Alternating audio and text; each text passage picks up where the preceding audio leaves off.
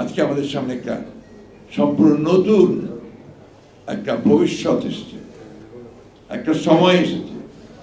আমাদের মাঝে একটা বিপ্লবের পরে মানুষের মধ্যে একটা নতুন আশা সঞ্চারিত হয়েছে, যে আমরা অতীতের সমস্ত জঞ্জালগুলোকে দূরে ফেলে দিয়ে নতুন করে আমাদের দেশকে তৈরি করব, এবং সেটার এই সম্ভাবনা দেখিয়েছে আমাদেরকে আমাদের তরুণেরা, আমাদের যুবকেরা, আমাদের ছেলেরা। অসম্ভবকে সম্ভব করেছে তারা। আমরা 15 বছর ধরে যে লড়াই সংগ্রাম করেছি, এখানে আমরা সবাই আছি, আমরা সেই একই কারণে সংগ্রাম করেছিলাম, লড়াই করেছিলাম, যে ভয়াবহ ফ্যাসিস্ট শক্তি বাংলাদেশের উপর চেপে বসেছে, তাকে সরিয়ে সত্যিকার একটা গণতান্ত্রিক একটা রাষ্ট্র নির্মাণ করা, একটা কল্যাণমূলক রাষ্ট্র নির্মাণ করা, মানুষের বসবাসের জন্য একটা যোগ্য সমাজ নির্মাণ করা। সেই লক্ষ্যে আমরা 15 বছর ধরে লড়াই করছি। এর মধ্যে আমাদের অনেক বন্ধু, আমাদের সহকর্মী প্রাণ দিয়েছে। আমাদের প্রায় 800 মতো নেতা কর্মী তার গুম হয়ে গেছে।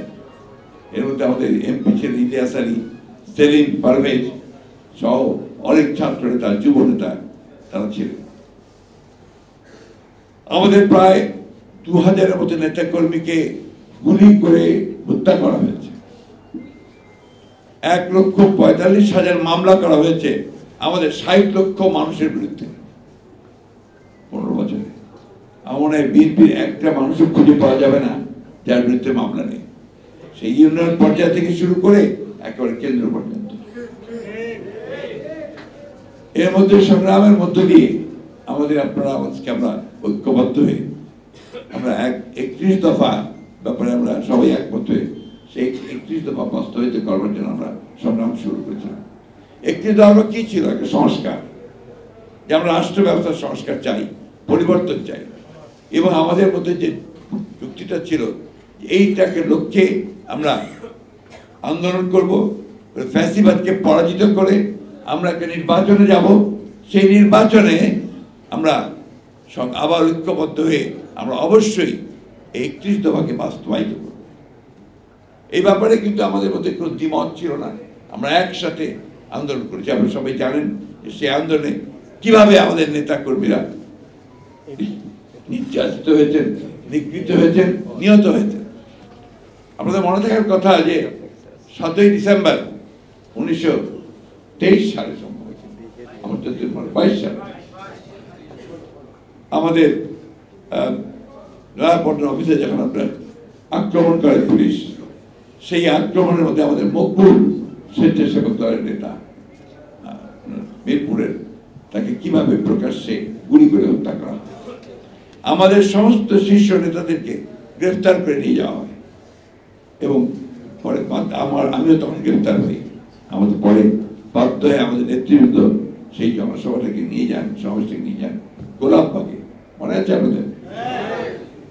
এই যে আপনার আন্দোলন, এই যে সংগ্রাম, এখানে হাজারো হাজারো হাজারো নেতাকর্মী আমাদের এই যুগপৎ আন্দোলনে তারা নিগৃহীত হয়েছেন, নির্যাতিত হয়েছেন, জেলের মধ্যে অবর্ণনীয় কষ্ট ভোগ করেছেন। আমরা যেন এগুলো ভুলে না যাই। আমি কিছুক্ষণ আগে বাসায় আসার আগে আমি সায়ন্ত, আপনি সবাই থেকে চেনেন, তিনি টক শো করেন, একজন চিকিৎসক দাঁতের, তিনি আমার বাসায় এসে দেখা করতেন। আমরা যেদিন আপনার রংপুরের ছাত্র সাইদের হত্যার প্রতিবাদে গায়েবী জানাজা দিয়েছিলাম বাইতুল মোকাররমে, সেই বাইতুল মোকাররমে গায়েবী জানাজায় আসতে গিয়ে সে গ্রেফতার হয়। সেদিন অসংখ্য নেতাকর্মী গ্রেফতার করা হয়। সায়ন্ত বলছে জেলে যাওয়ার পরে তারা একজনও তাদের যে পরিবারের সদস্য তাদের সঙ্গে দেখা করতে পারেনি, বাসা থেকে কোনো ওষুধ আনতে পারেনি, কোনো খাবার আনতে পারেনি, এমনকি তাদেরকে যে পত্রিকা দেওয়া যে বিধান আছে আপনার ডিভিশন প্রাপ্ত কয়েদিদের, সেটা পর্যন্ত তাদেরকে পত্রিকা পড়তে দেওয়া হয়। এই অবস্থার মধ্যে দিয়ে কিন্তু আমরা সবাই গেছি। আমাদের শীর্ষ নেতা একজনও বাকি নেই যে বহুবার কারাগারে না গেছে। আমাদের সবচেয়ে বড় নেতা আমাদের দেশনেত্রী বেগম খালেদা জিয়া, তিনি মিথ্যা মামলায় 6 বছর তিনি কারাগারে ছিলেন। আমাদের তারেক রহমান সাহেব নির্বাসিত আছেন, এরকম অসংখ্য অসংখ্য মামলা। সেই থেকে প্রেক্ষিতে, এই আন্দোলনের প্রেক্ষিতে ছাত্ররা যখন কোটা আন্দোলন শুরু করেছে, সেই সময় থেকে এই আন্দোলন ছাত্ররা তারা মোবিলাইজড হয়েছে এবং এটাকে জনগণের আমরা সমর্থন দিয়েছি, সহায়তা করেছি। একটা চূড়ান্ত আন্দোলনের পদ্ধতিতে জনগণের যে প্রত্যাশা, সেই প্রত্যাশাকে পূরণ করবার জন্য তারা একটা অবস্থা তৈরি করেছে।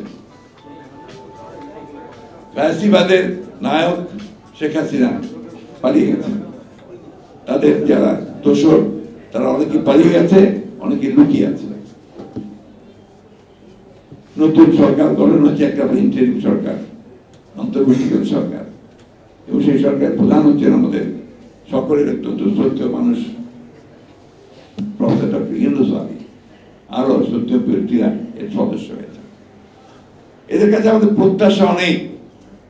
আমরা সবাই মনে করি যে এই ইন্টারিম গভর্নমেন্ট তারা অবশ্যই যৌক্তিক সময়ের মধ্যে তারা একটা নির্বাচনের ব্যবস্থা করবে। আমি নির্বাচন কথার উপর খুব জোর দিতে চাই, এবং যে সংস্কারের প্রশ্ন এসছে, সবসময় আসছে, সেই সংস্কারের ব্যাপারেও নির্বাচনটা অত্যন্ত গুরুত্বপূর্ণ। কারণ final authority is the people.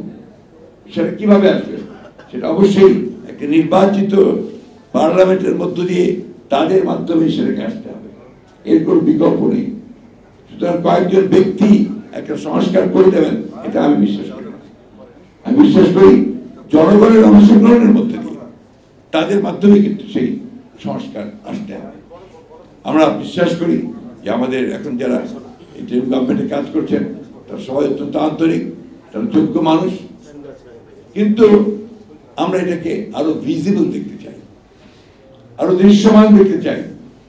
আমরা দেখতে চাই যে প্রধান উপদেষ্টা তিনি অতি দ্রুত জনগণের সামনে তিনি কি করতে চান তা উপস্থাপন করবেন, একটা রোড ম্যাপ দিবেন যে কিভাবে তিনি অতি দ্রুত একটা নির্বাচনের ব্যবস্থা করবেন, কিভাবে তিনি প্রয়োজনীয় সংস্কারগুলো ঘটিয়ে তারা জনগণের একটা স্বস্তি দিয়ে তার সামনের দিকে এগোবেন এবং নির্বাচন ব্যবস্থা করবেন।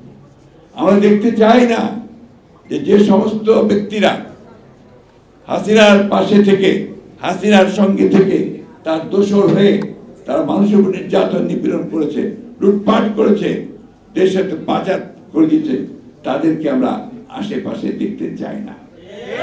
তাই পত্রিকায় যখন আমরা ছবি দেখি যে ওই সমস্ত লোকেরা আবার সংগঠিত হয়ে বিভিন্ন গুরুত্বপূর্ণ ব্যক্তিদের সঙ্গে দেখা করছেন, তখন আমরা একটু উদ্বিগ্ন হই, চিন্তিত হই।